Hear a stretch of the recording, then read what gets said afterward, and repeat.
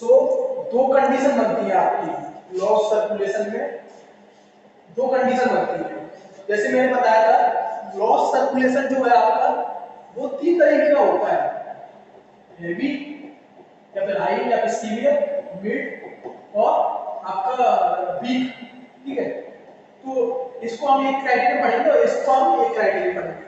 अगर हेवी की बात करूं तो हेवी कुछ इस तरीके से होता है कि मैंने देखिए पहले सरफेस से ये मैंने केसिंग डाल दी, ड्रिलिंग करी, फिर मैंने केसिंग डाल दी, फिर मैंने देखिए नेक्स्ट ओपन होल सेक्शन को ड्रिल करने के लिए ड्रिलिंग करी और इसमें मड़ बनती है।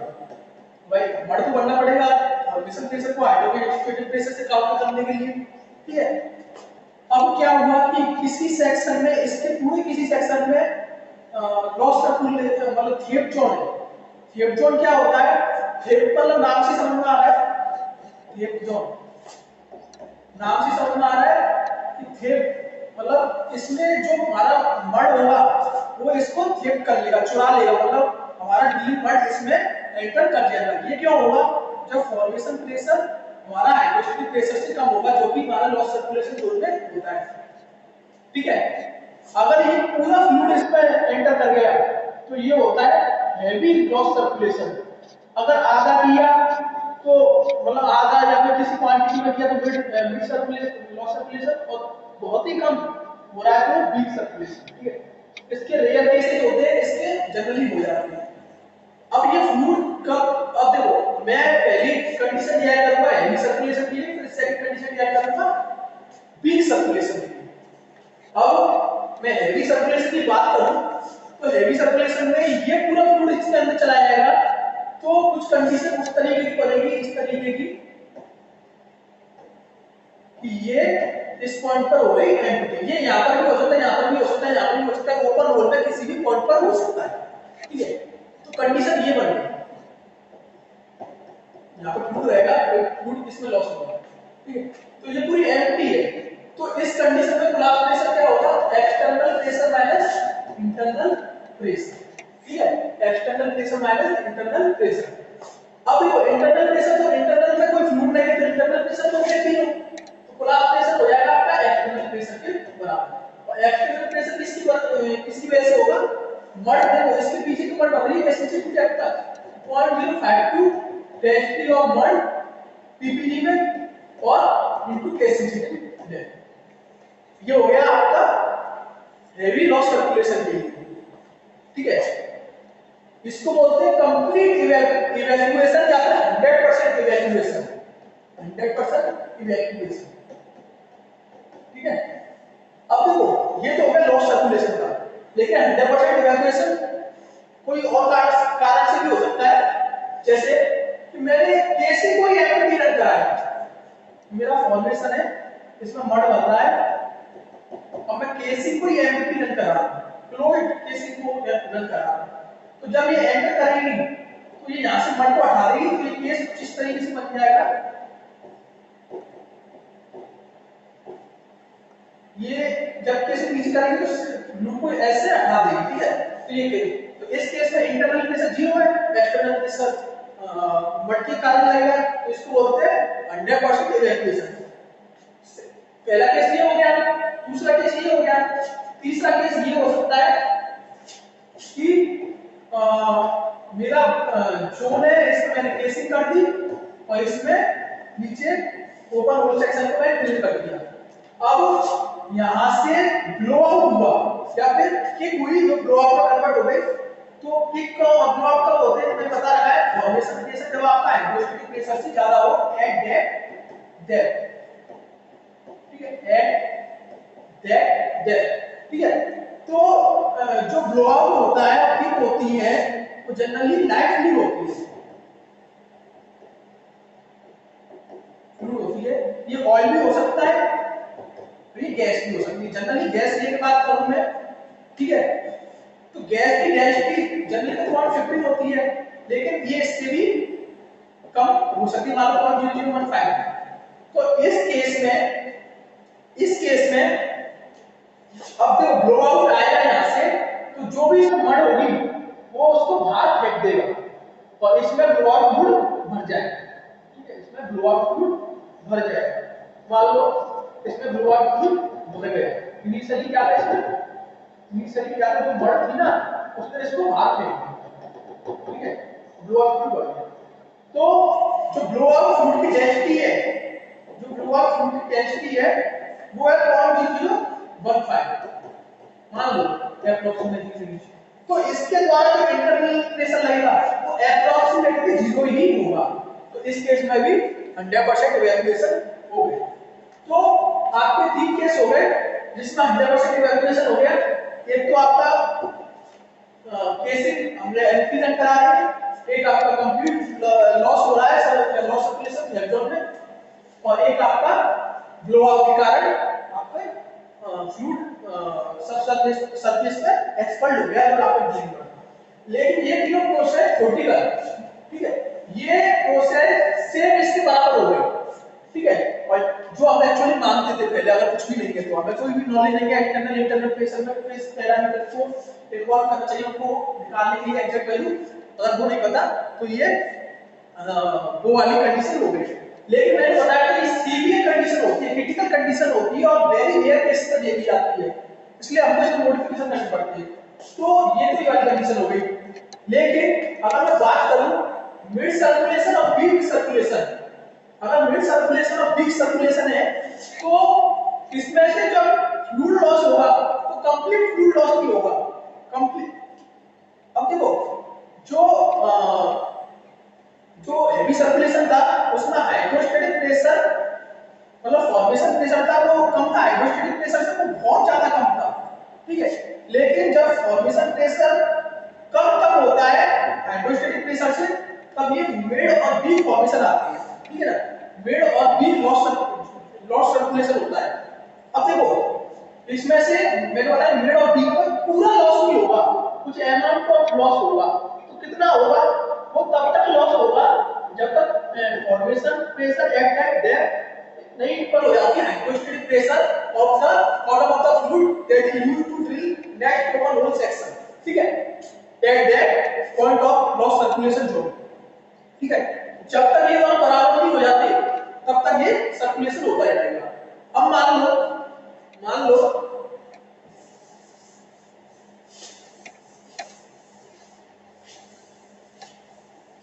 मान लो इसमें से वीक लॉस सर्कुलेशन या फिर मीडियम लॉस सर्कुलेशन हुआ तो ये कुछ इस तरीके से बन जाएगा।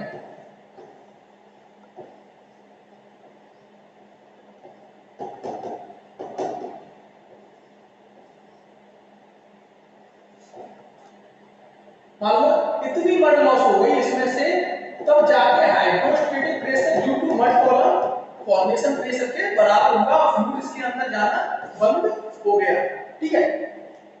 तो इतने फ्लूइड लॉस हो गया इसके अंदर, ठीक है। तो अब इंटरनल प्रेशर जीरो नहीं रहेगा, अब internal pressure due to this mud column इधर की साइड लगेगा। तो हमें पता लगाना है कि ये लेंथ कितनी होगी, मतलब अगर मिड और वीक लॉस सर्कुलेशन की बात करूं तो हमें पता लगाना है ये लेंथ कितनी होगी। भाई सीवियर में तो ये पूरा जीरो हो गया था तो इंटरनल प्रेशर जीरो हो गया, लेकिन इसमें तो कुछ लेंथ रहेगा ना, तो इतने फ्लूइडनेस को बैलेंस कर दिया, ठीक है। तो ये लेंथ आपको निकालनी है। अब मैंने क्या कहा था, ये कब होगा जब फॉर्मेशन प्रेशर हाइड्रोस्टैटिक प्रेशर के बराबर होगा। फॉर्मेशन प्रेशर देखो इसमें एक चीज है, या तो आपको फॉर्मेशन प्रेशर दे रखा होगा, ठीक है, या फिर फॉर्मेशन प्रेशर की डेंसिटी दे रखी होगी और किस डेप्थ पर सरफेस से फॉर्मेशन प्रेशर वो दे रखा होगा, ठीक है, डेंसिटी और एच दे रखी होगी, या फिर कुछ भी नहीं दे रखा होगा खाली एच दे रखी होगी, ठीक है, एच दे रखी होगी मतलब depth of the formation that is theft zone, theft formation, ठीक है। तो अगर एच दे रखी खाली तो आप क्या एज्यूम करोगे इसकी डेंसिटी कितनी होगी 0.465, ठीक है ना, अपने आप एज्यूम कर लेना कि डेंसिटी 0.465 होगी, जो मैं चैप्टर में बता चुका हूं आपको कि अगर नॉर्मल फॉर्मेशन है और उसकी नहीं है सॉलिड फॉर्म बना हुआ है जो जनरली बना होता है तो उसकी डेंसिटी हो जाती है 0.465 और फ्रेशवाटर की होती है 0.433, ठीक है ना। तो ये आप लेंगे एज्यूम कर लेंगे, ठीक है। अब इतनी डेंसिटी है, सॉरी ये वाली डेंसिटी है और ये हाइट है, तो फॉर्मेशन प्रेशर निकालोगे, मान लो मान लो इलेक्ट्रॉन है एच आयन पर और फॉर्मेशन से डेंसिटी 0.465 तो ये आ गया हाइड्रोस्टेटिक प्रेशर कैसे लाओगे और डेंसिटी ऑफ व्हाट तो आपने हीट लाइन करी है और एच आपको पता ही है ठीक है एच ये वाली नहीं लोगे एच लोगे आप एल ये वाली ठीक है एल ये वाली लोगे मान लो अगर ये थेफ्जोन आपके केसिंग सिटी डेप्थ पर है ये थेफ्जोन आपका केसिंग सिटी डेप्थ पर है तो जो H C H T H value को सी एच टी में केसिंग सिटी डेप्थ ठीक है अब देखो ये वाला जोन आपको यहाँ ठीक है तो जो एल होगी अब देखो मैंने क्या बताया फॉर्मेशन प्रेशर आपका hydrostatic pressure due to mud column के बराबर हो जाएगा तब देखिए आपका रुक जाएगा ये क्लोज सर्कुलेशन तो फॉर्मेशन प्रेशर तो हमने निकाल लिया ठीक है CHT इनटू 0.465 और डेंसिटी ऑफ वाटर को बताइए और L हमको निकालना भाई इसके इस फ्लूइड कॉलम के द्वारा जितना प्रेशर होगा वो इसके बराबर होना चाहिए ठीक है भाई इस फ्लूइड कॉलम के द्वारा जितना हाइड्रोस्टेटिक प्रेशर होगा वो इसके बराबर होना चाहिए तब ये लॉस सर्कुलेशन रुकेगा ठीक है अब मान लो केस मान कि मेरा नहीं है जिस तरीके से है और इसमें फ्लूइड बन रहा है और ये यहाँ पर आपका थेफ्जोन है ठीक है अब इसमें से फ्लूइड जाना चालू होगा सेकंड कंडीशन मान लो ये फ्लूइड जाता है फिर भी फ्लूइड जा रहा है क्योंकि हाइड्रोस्टेटिक प्रेशर ज्यादा है फॉर्मेशन थेफ्जोन की फॉर्मेशन प्रेशर से ठीक है अब मान लो थर्ड कंडीशन ये हो गई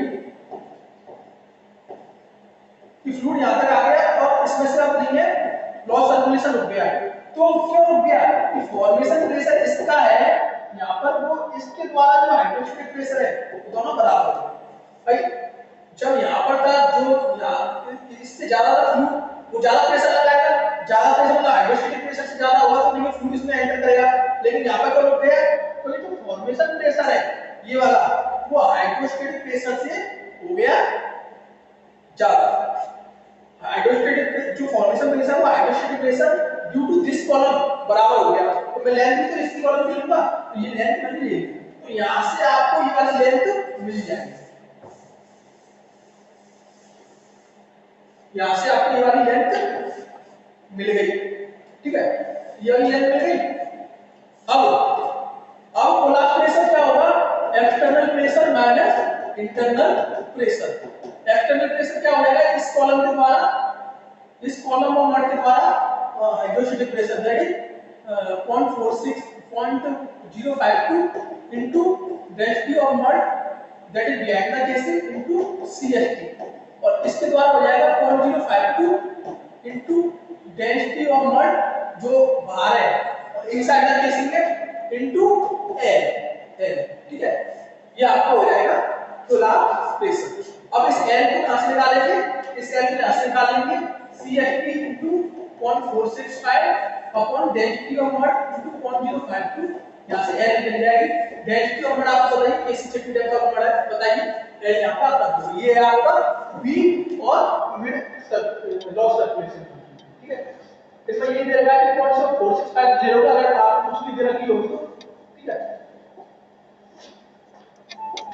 तो इसने ये कंडीशन मान के एक वैल्यू लिया जो कि थेफ्जोन पे नहीं है जो CHT का आपका थेफ्जोन है इसमें ठीक है और इसमें से फ्लूइड लॉस हुआ कितना ठीक है इतना फ्लूइड लॉस हो गया अब नहीं है इसके द्वारा जो हाइड्रोस्टेटिक प्रॉब्लम होगा और इसके इस पॉइंट पर जो हाइड्रोस्टेटिक प्रेशर होगा वो दोनों बराबर हो जाएंगे तभी ये यहां पर फ्लूइड एंड करना रुक गया तो प्रेशर इन थेफ्जोन क्या हो जाएगा CHT जो डेप्थ है थेफ्जोन की into 0.465 और इंटरनल प्रेशर क्या हो जाएगा internal pressure due to this कि डेंसिटी ऑफ मड जो इनसाइड है into L into 0.05 ठीक है अब इन दोनों को बराबर कर देंगे तो अभी तक बराबर होने तक चलेंगे फ्लूइड देखो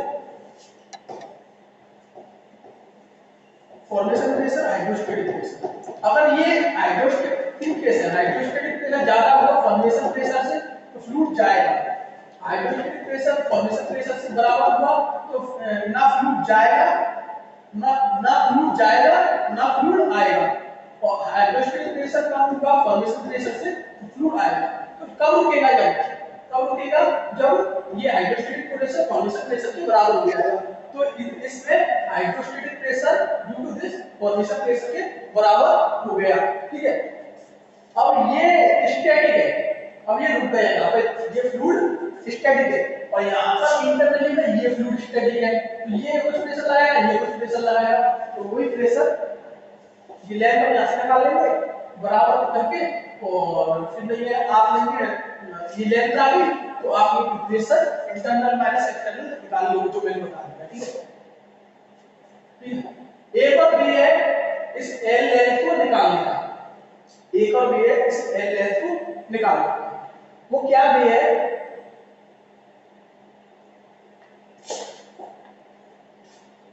वो क्या है, अच्छा ये लेंथ निकल गई एल और आपको ये वाली लेंथ निकालनी है तो CHT माइनस एल कर दो तो सिंपली ऊपर वाली लेंथ निकल जाएगी। अब एल लेंथ निकालने का ये तो क्या है, ये हम लेंगे एच हाइट को निकालना, जो जो ये वाली एच हाइट है ना इसको निकालना। अब इसको कैसे निकालेंगे, इसको कैसे निकालेंगे, मान लो इसकी डेंसिटी का मॉड क्या है, इंटरनल। ठीक है, और डेंसिटी ऑफ इसकी क्या है, मान लो 0.465 तो जब कुछ नहीं दे रखा होगा तब मानेंगे, वरना इसकी डेंसिटी मान लो फॉर्मेशन मान लो फॉर्मेशन। ठीक है, तो ये डेंसिटी का डिफरेंस है। ठीक है, और ये डेंसिटी का डिफरेंस है और ये किसी केसिंग सिटिंग गैप पे हम निकाल रहे हैं। ठीक है ना, डेंसिटी का डिफरेंस इतना है, ये क्यूबी में 0.052।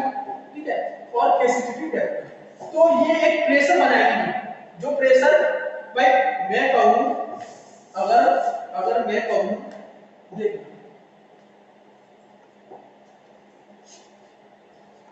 मैंने कहा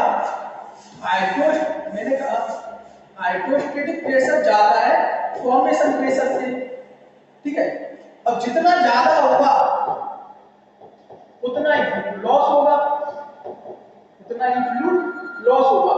तो मैं यहां से वॉल्यूम मतलब फ्लूइड लॉस निकाल सकता हूं, और हाइड्रोस्टैटिक प्रेशर फॉर्मेशन प्रेशर से जितना ज्यादा होगा उतना ही फ्लूइड लॉस होगा, ये वाला फ्लूइड उतना ही लॉस होगा।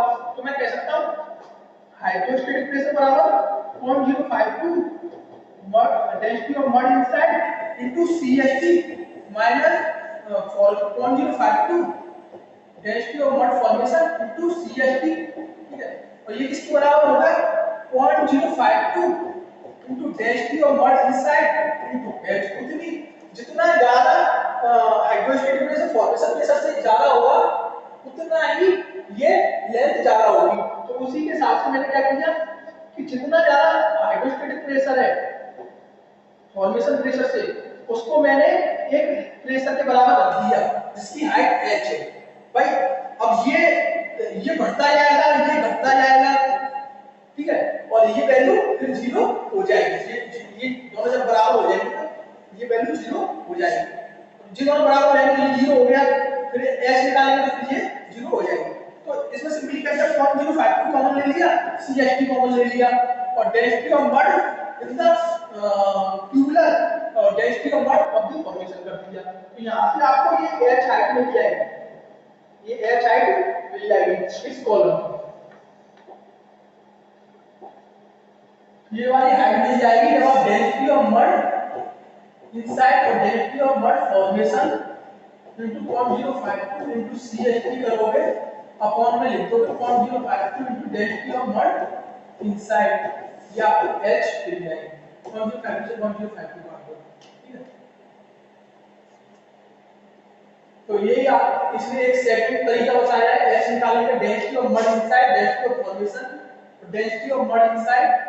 ठीक है, इनटू DLZ मतलब केसिंग शिफ्टिंग डेप्थ है, और ये आपको h वाली मिल जाएगी, ये वाली h मिल जाएगी। इसको CHT माइनस CHT में से घटा देना इस h को, CHT में से इस h को घटाओ तो L आ जाएगी। इस L से आप इंटरनल प्रेशर निकाल लो।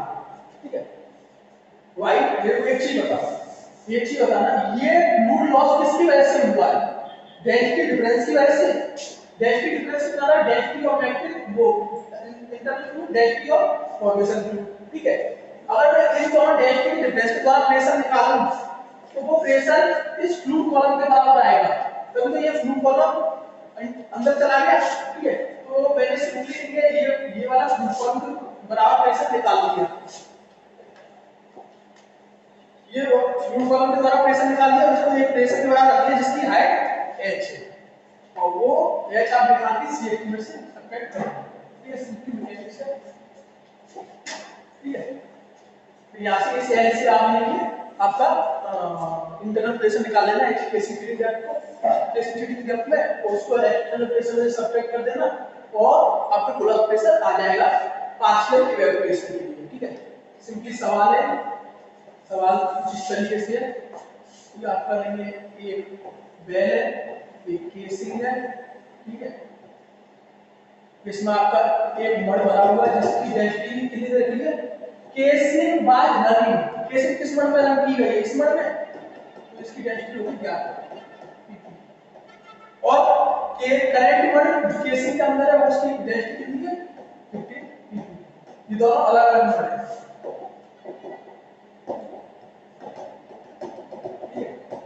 एक आपका लॉस सर्कुलेशन हो रहा है यहाँ पे। ठीक है, loss circulation at casing seat, casing seat बता सकता हूँ, केसिंग स्टिकिंग कैसे होता है, यहाँ से आपका लॉस सर्कुलेशन हो रहा है। ठीक है, तो हमको बता रहा है कोलैप्स प्रेशर, कोलैप्स प्रेशर हमको बता रहा है। ठीक है, अब कोलैप्स प्रेशर कैसे निकलेगा, external pressure minus internal external pressure कितना हो जाएगा 0.052 into 11 into CHT, और इंटरनल प्रेशर हो जाएगा 0.052 into 15 into L। L कौन सी, यहाँ तक ये फ्लूइड रुक जाएगा। ठीक है, जहां तक ये फ्लूइड रुक जाएगा ये वाला फ्लूइड इसके अंदर रुक जाएगा।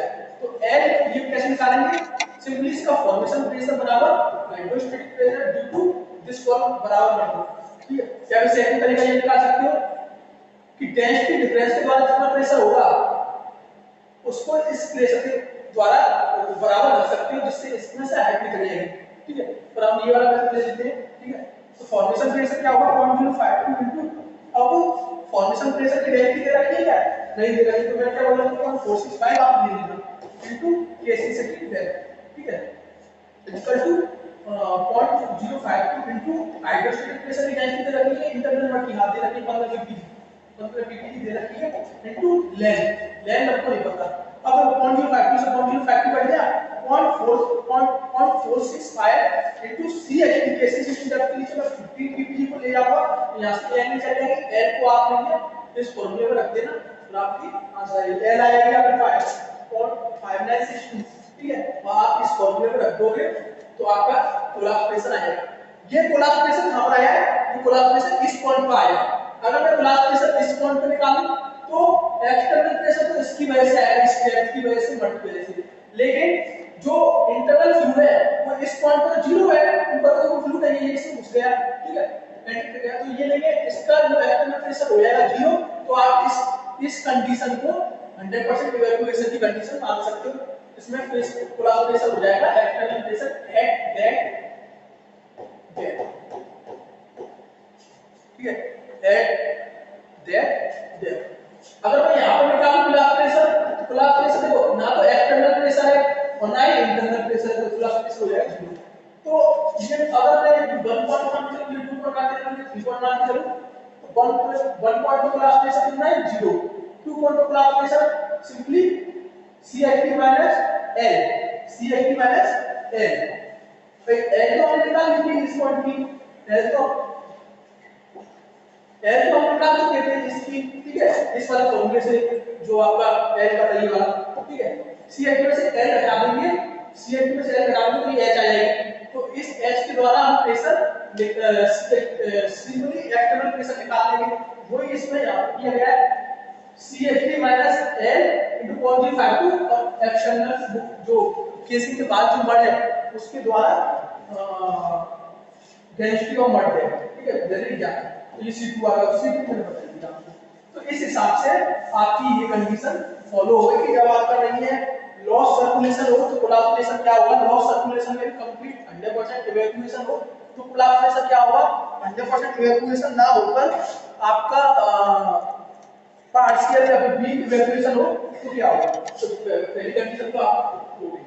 सेकंड कंडीशन है कि डिफरेंट केसिंग के लिए कैसे निकालेंगे हम, डिफरेंट केसिंग के लिए हम कोलैप्स प्रेशर कैसे निकालेंगे। ठीक है, तो देखो जो कंडीशन थी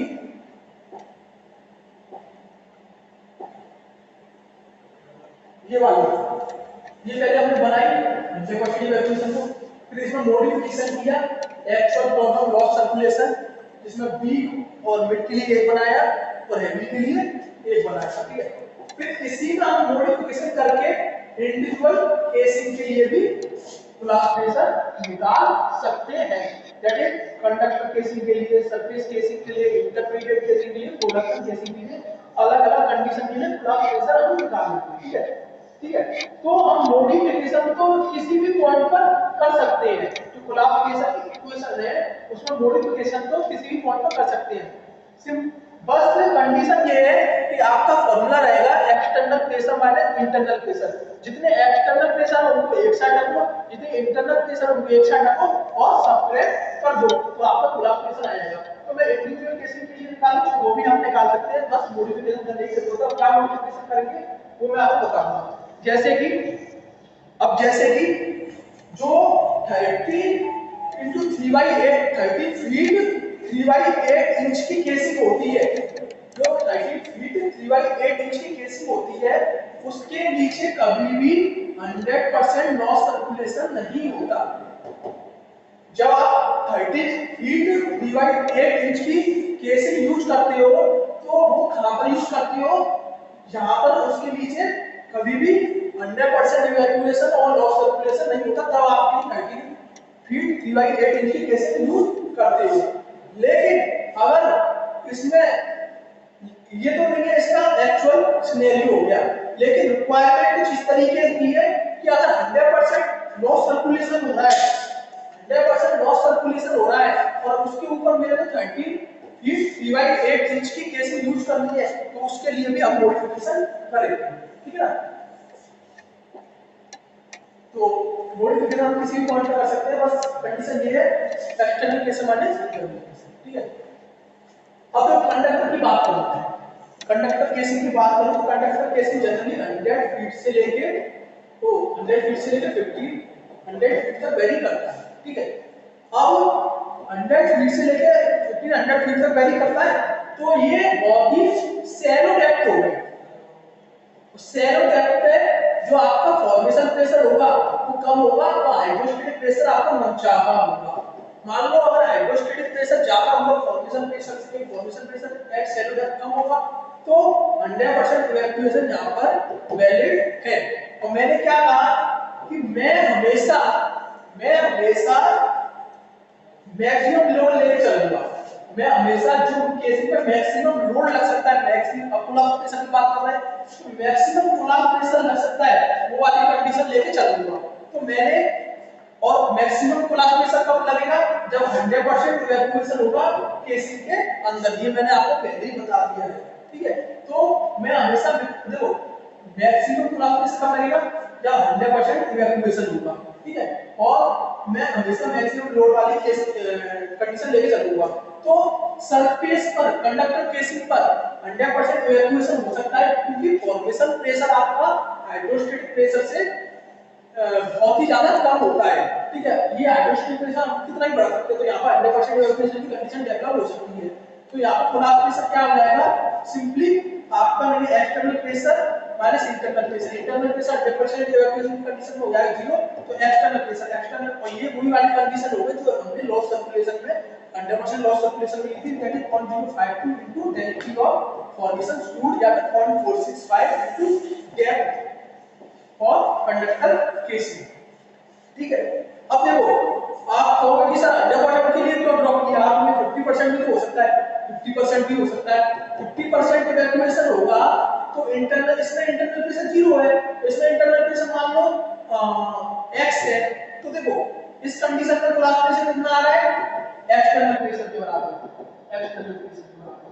और इस कंडीशन को कैलकुलेट करना आएगा external pressure minus internal pressure. अब वैल्यू बता कौन सी ज्यादा है, ये वाली वैल्यू ज्यादा है लेकिन इसमें तो कुछ सब्ट्रैक्ट हो रहा है, तो मैं हमेशा मैक्सिमम लोड के लिए ड्रॉ करूंगा। तो 100% कैलकुलेशन कंडक्टर केसिंग में वेरिएट हो सकता है। ये तो हो गई ऑनशोर की बात। अगर मैं ऑफशोर की बात करूं, अगर मैं ऑफशोर की बात करूं तो ऑफशोर कुछ इस तरीके से होता है।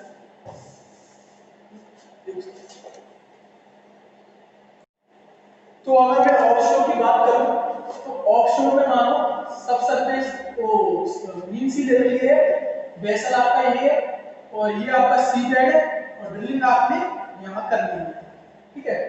अब आपको नहीं है यहां से यहां तक केसिंग डालूंगा, ठीक है, कंडक्टर पाइप डालोगे, केसिंग डालोगे, मेराइन राइजर, ठीक है, कंडक्टर पाइप केसिंग या फिर मेराइन राइजर, ठीक है।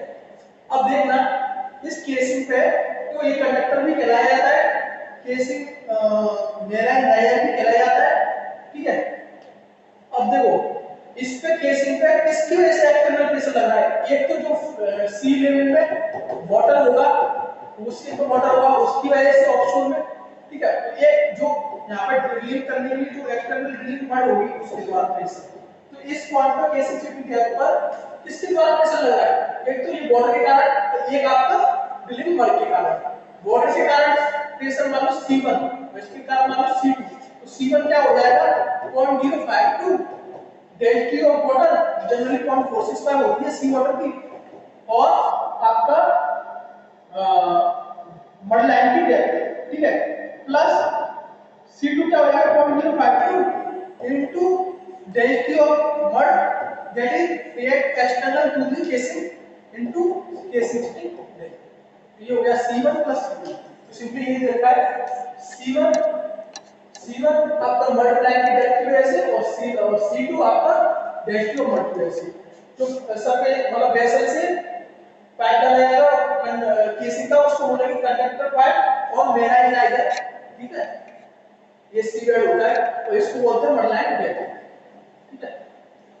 ये आपका हो गया कंडक्टर केसिंग के लिए ऑफशोर, ठीक है। सरफेस केसिंग की बात करें, सरफेस केसिंग की जब हम बात करते हैं तो सरफेस केसिंग में तीन तरीके के क्राइटेरिया होते हैं।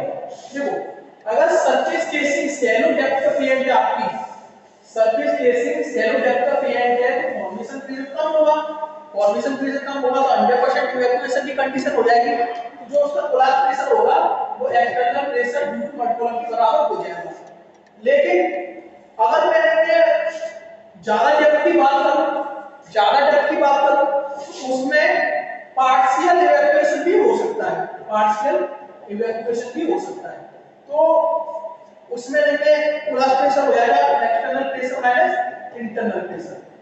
अब थ्योरी क्या कहती है, थ्योरी ये कहती है अगर शैलो डेप्थ की बात करोगे तो आप डिराइव करोगे कंप्लीट इवैक्यूएशन की 100% इवैक्यूएशन की कंडीशन लेके, और अगर आप डीप डेप्थ की बात करोगे तो आपको लेंगे इसमें कंप्लीट इवैक्यूएशन भी ले सकते हो और पार्शियल इवैक्यूएशन भी ले सकते हो, जिसमें 40% of the fluid with in the casing, मान लो ये 100 बैरल फ्लूइड है, 100 बैरल का वॉल्यूम है, तो 40 बैरल आपका ये लॉस्ट हो जाएगा due to partial loss circulation, ठीक है।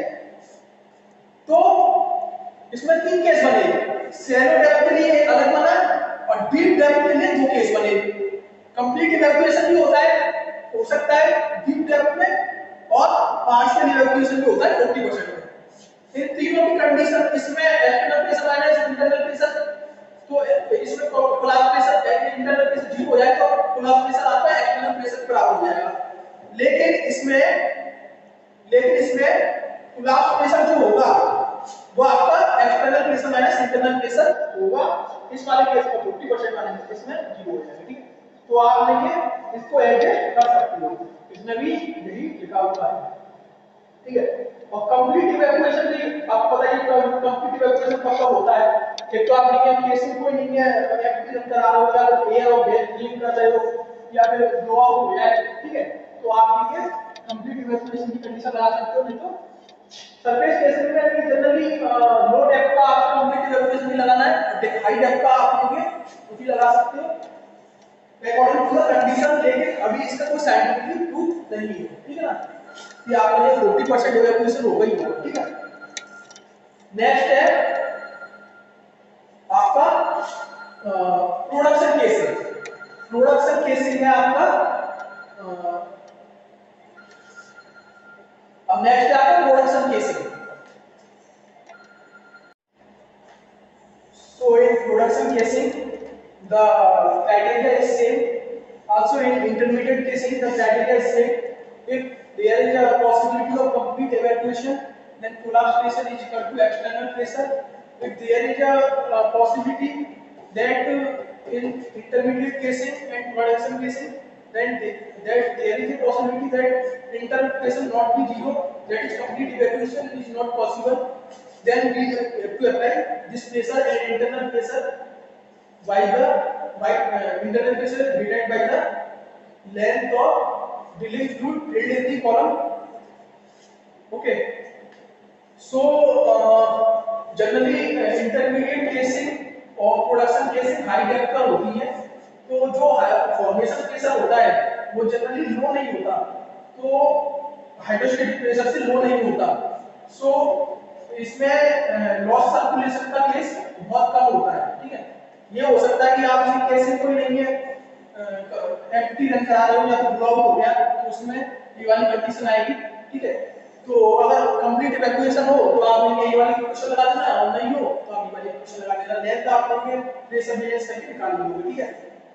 तो सारी तरह की केसें हो गई, कंडक्टर केसें हो गई, सरफेस केसें हो गई, इंटरमीडिएट और प्रोडक्शन केसेस में भी सरफेस केसिंग जैसा फॉर्मूला आप यूज कर सकते हो। तो आपको दो तरीके के मैंने कोलैबोरेशन, दो तरीके की पूरी डिवीजन बता दी है। एक तो नहीं कंप्लीट लॉस सर्कुलेशन के लिए, लॉस सर्कुलेशन में हेवी लॉस सर्कुलेशन के लिए, और मीडियम और वीक लॉस सर्कुलेशन के लिए। उसमें मैंने देखे हेवी लॉस सर्कुलेशन में मैंने आपको ब्लो आउट का भी बता दिया, और अगर नहीं एयर और गैस लीक करके उसका ही बता दिया, और केसिंग को एम्प्टी रन करके उसका ही बता दिया, ठीक है। और पार्शियल सर्कुलेशन के लिए मैंने फॉर्मूला ड्राइव कर दिया। फिर हमने देखिए डिफरेंट टाइप ऑफ केसिंग के लिए, ठीक है, different type of casing conductor के लिए बता दिया, ऑफशोर एनवायरनमेंट के लिए बता दिया, और सरफेस केसिंग के लिए बता दिया, प्रोडक्शन के लिए बता दिया, इंटरमीडिएट के लिए बता दिया, ठीक है। अगर ये तो चलो स्पेसिफिक मैंने डिजाइन कर दी है फॉर्मूले डिफरेंट कंडीशन के लिए। अगर इससे भी हटके इनमें कोई और कंडीशन आ जाए, different condition part data drive, part data drive, then आप उसमें मॉडिफिकेशन ले सकते हो। सिंपली आपको एक कंडीशन का ध्यान रखना है, एक्सटर्नल कंडीशन माने इंटरनल कंडीशन। अगर मैं बात करूं collapse behind across salt section, collapse behind across salt section, तो देखो सॉल्ट जो होता है वो आपका सेडिमेंट्री रॉक होता है, और सेडिमेंट्री रॉक में भी एवोप्राइट होता है, ठीक है। एवोप्राइट का पोरोसिटी वेरी लो होती है, सॉरी एवोप्राइट की ना तो पोरोसिटी होती है और ना ही परमेबिलिटी होती है, ठीक है। एवोप्राइट की ना पोरोसिटी होती है ना परमेबिलिटी होती है, इसके कारण ये हाईली विस्कस होता है। ये मैंने आपको बताया था फर्स्ट चैप्टर में, एब्नॉर्मल पोर प्रेशर में एब्नॉर्मल पोर प्रेशर बताया था, एवोप्राइट क्या होता है और इससे कैसे एब्नॉर्मल पोर प्रेशर फॉर्म होता है। उधर मैंने बताया था कि ये हाईली विस्कस होता है, ठीक है ना। तो ये चीज आप देख लेना, पहले चैप्टर में बता चुका हूं। तो सॉल्ट जो है आपका सेडिमेंट्री रॉक होता है, जो कि एवोप्राइट फॉर्म का होता है, जिसकी पोरोसिटी और कंपैटिबिलिटी बहुत कम होती है, दैट इज हाईली विस्कस होता है, जैसे सॉल्ट हो, ठीक है। तो मैंने यही बताया था कि एवोप्राइट जब होता है तो एवोप्राइट में एब्नॉर्मल पोर प्रेशर होता है, और जो ये एवोप्राइट की कंडीशन वो मतलब स्पेशलिटी क्या होती है कि जो भी इसमें प्रेशर लगता है सारी डायरेक्शन में बराबर लगता है, x y z। तो अगर 1 psi का ओवरबर्डन प्रेशर होता है जनरली, तो ये क्या करेगा 1 psi का यहां पर लगा देगा और 1 psi का यहां पर लगा देगा। ये मैंने एवोप्राइट सेक्शन बताया था क्वेश्चन नंबर 4 प्रेशर में, एब्नॉर्मल पोर प्रेशर। तो evaporite section abnormal pore pressure zone create करता है, सॉरी एवोप्राइट जिस फॉर्मेशन के ऊपर ऊपर होता है उसमें abnormal pore pressure zone create करता है, ये खुद एब्नॉर्मल पोर प्रेशर जोन नहीं होता, ठीक है, क्योंकि इसकी परमिटिविटी जीरो होती है और पोरोसिटी भी जीरो होती है, तो फ्लूइड पास नहीं हो पाता, तो इसमें एब्नॉर्मल पोर प्रेशर जोन बनता है सेगमेंटेशन और कंपैक्टेशन के साथ बनते हैं, ठीक है। तो ये हाईली विस्कस होता है और ये क्या करता है, इसमें जो प्रेशर्स होते हैं स्ट्रेस होते हैं और डायरेक्शन में इक्वल होते हैं, तो एक्स एक्सिस में वाई एक्सिस में जेड एक्सिस में बराबर होते हैं, दैट इज 1 psi पर फ्लूइड, ठीक है ना। तो अब दो तरीके के एयरक्राफ्ट होते हैं, एक मोबाइल और एक इमोबाइल। अब देखो इमोबाइल से तो हमें कोई मतलब ही नहीं है, इमोबाइल को तो इमोबाइल कोई भी प्रेशर नहीं लगाएगा, कोई भी प्रेशर नहीं लगाएगा जो कि आपके कोलाप्स प्रेशर में इंक्लूड करे, ठीक है, क्योंकि जनरली जो एयरक्राफ्ट होता है वो हाईली विस्कस होता है, हाईली विस्कस में थोड़ी बहुत मोबिलिटी होती है, तो जो मोबाइल फ्लूइड है वो आपके कोलाप्स प्रेशर में एक्सटर्नल प्रेशर में पार्टिसिपेट करेगा। तो कुछ तरीके के देंगे एयरक्राफ्ट जैसे हेलाइट हो गया, जिप्सम हो गया, एनाइड्राइट हो गया, सिल्वाइट हो गया, कार्बोनाइट हो गया। तो जो इसमें सिल्वाइट और कार्बोनाइट होते हैं वो आपके मोबाइल होते हैं और सुपर विस्कस होते हैं, जो सुपर मतलब हाईली विस्कस फ्लूइड होते हैं वो थोड़े बहुत मोबाइल होते हैं। तो ड्यू टू द मोबिलिटी अब जैसे कोलैप्स आपकी केसिंग है और इसके चारों तरफ सॉलिड सेक्शन है, ठीक है, अब ये मोबाइल है तो ये इधर की साइड मूव करने की कोशिश करेगा, तो इस पे एक केसिंग पे एक्सटर्नल प्रेशर लगाएगा, ठीक है, इवन आफ्टर द सीमेंटिंग आएगी, तो ये सीमेंटिंग पे लगाएगा, सीमेंटिंग इस पे लगाएगी, even after the cementing mobile aircraft that is sylvite and carbonite आपके लिए एक एक्सटर्नल प्रेशर लगाएंगे जो कोलैप्स में पार्टिसिपेट करेंगे। और इवन ये देखिए 1 इंच पर आवर शिफ्टिंग होती है हाईली विस्कस फ्लूइड की, हाईली विस्कस एयरक्राफ्ट की 1 इंच पर आवर शिफ्टिंग होती है, तो ये इस पे एक्सटर्नल प्रेशर लगाएगा, ठीक है, ठीक है। तो external pressure due to salt section क्या आपको पता है कैसे लगेगा, ठीक है, जो क्या कहते हैं, जो अगर कोलैप्स हो गया सॉल्ट सेक्शन की वजह से, तो जो अगर कोलैप्स हो गया सॉल्ट सेक्शन की वजह से, तो मान लो केस मतलब कोलैप्स हो गया मतलब केसिंग फेल हो गई, तो जो ये वाली फेलियर होती है केसिंग में, collapse failure due to salt section, casing की failure due to collapse failure in the due to salt section, ये कैटास्ट्रोफिक मतलब क्या कहते हैं कैटास्ट्रोफिक फेलियर होती है, कैटास्ट्रोफिक फेलियर होती है। कैटास्ट्रोफिक फेलियर का मतलब वेरी अनचेंजेबल फेलियर होती है, मतलब कुछ फेलियर ऐसे होते हैं, अगर मेरी जगह मान लो यहाँ पर कुछ ट्रैक मतलब कुछ ऑब्स्ट्रक्शन आया है, तो मैं इसको ये एक तरीके का ये ड्रिलिंग में आपके लिए रुकावट डाल देगा, तो मैं इसको नहीं हटा सकता हूँ, मतलब इस प्रॉब्लम को मैं रिमूव कर सकता हूँ, तो वो आपकी कैटास्ट्रोफिक प्रॉब्लम में नहीं आएगी। लेकिन जिस प्रॉब्लम को मैं रिमूव नहीं कर सकता उसको बोलते हैं कैटास्ट्रोफिक प्रॉब्लम। तो जो ये फेलियर है इसको हम रिमूव नहीं कर सकते, अगर सॉल्ट सेक्शन इसमें ने कोलैप्स कर दिया तो ये कुछ इस तरीके से हो जाएगी, ये सॉल्ट सेक्शन हो जाएगा और धीरे धीरे इसको भी ये ब्रेक कर देगा, यहाँ से पूरा कंप्लीट सॉल्ट सेक्शन हो जाएगा।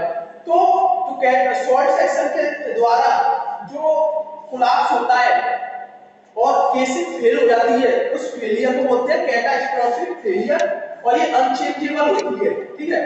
इसलिए फर्दर ड्रिलिंग करने के लिए या तो हम दोबारा ड्रिलिंग करें या फिर साइड ड्रिलिंग हमको करनी पड़ेगी, अगर तो साइड ड्रिलिंग करनी पड़ेगी या तो हमको दोबारा ड्रिलिंग करनी पड़ेगी, ठीक है।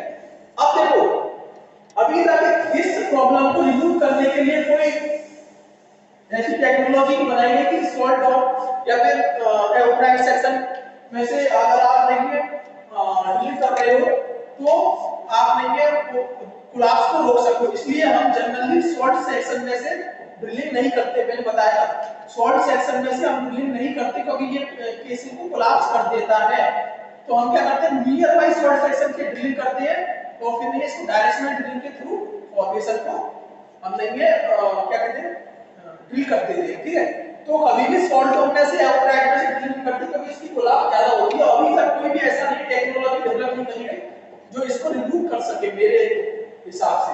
ठीक है ना, उसमें भी लिखा हुआ है।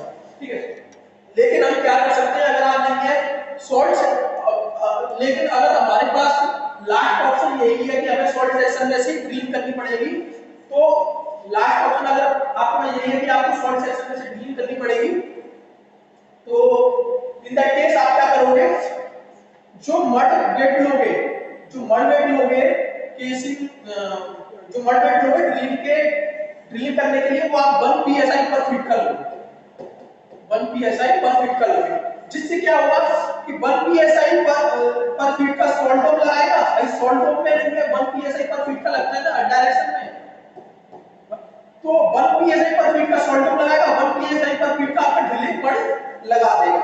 ठीक है ना, तो ये दोनों बराबर हो जाएंगे, तो अपने की कोई दिक्कत नहीं रहेगी। तो इसमें भी केसिंग इसका कोलाप्रेशन निकालने के लिए क्या करेंगे, अगर मैंने सॉल्ट सेक्शन को ड्रिल किया, ये आपका सॉल्ट सेक्शन है, तो इसको इससे 1 psi लगेगा, इधर से 1 psi लगाना पड़ेगा, तो मैंने 1 psi पर फीट की ग्रेड लेंगे, 1 psi पर फीट की ग्रेड लेंगे और मैंने अपनी केसिंग डाल दी। तो ये आप सॉल्ट सेक्शन में से निकाल सकते हो आप ड्रिलिंग। ठीक है, और ये लास्ट ऑप्शन जब ड्रिलिंग सॉल्ट सेक्शन में से लास्ट ऑप्शन बचता है आपका, तब आप ये यूज करते हो। ठीक है, तो इसके लिए आप करेंगे कोलाप्स प्रेशर क्या होगा, external pressure minus internal pressure. अब देखो, अगर 100% इवैक्यूएशन तो इसको 0 मान लेना, अगर 100% इवैक्यूएशन नहीं है तो उसके साथ में लेंथ निकाल लेना और तब फ्लू कॉलम की और उसका इंटरनल प्रेशर निकाल लेना। लेकिन एक्सटर्नल प्रेशर यहां पे फिक्स हो गया 1 psi पर फीट का। अगर डेप्थ CHP पे निकाल ले तो इसको मल्टीप्लाई कर देना CHP से, तो 1 psi पर फीट इनटू डेप्थ, अगर CHP तो CHP से कर देना। इंटरनल प्रेशर अगर नहीं है पार्शियल लॉस सर्कुलेशन है तो उसकी लेंथ निकाल देना और इंटरनल प्रेशर डिवाइड कर देना, तो एक्सटर्नल प्रेशर से सब्ट्रैक्ट कर देना, तो आपका कोलाप्स प्रेशर आ जाएगा और लेकिन 0 रख देना। ठीक है, अगर कंप्लीट इवैक्यूएशन है।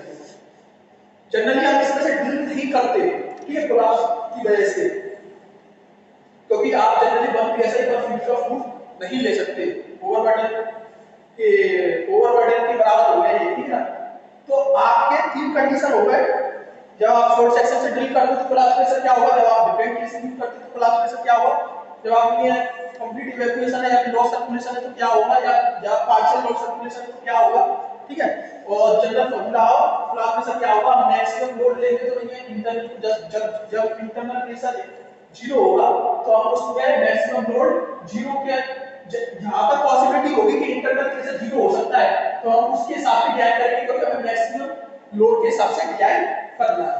तो ये आपका कोलाप्स प्रेशर यहां पर खत्म हो गया। इसका मतलब ये नहीं है कि फील्ड में और प्रॉब्लम नहीं आएगी, और प्रॉब्लम आएगी उसके लिए आपको मॉडिफिकेशन करना पड़ेगा।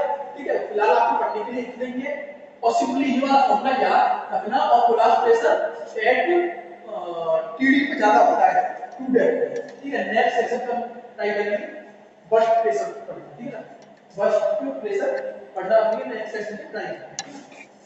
Thank you.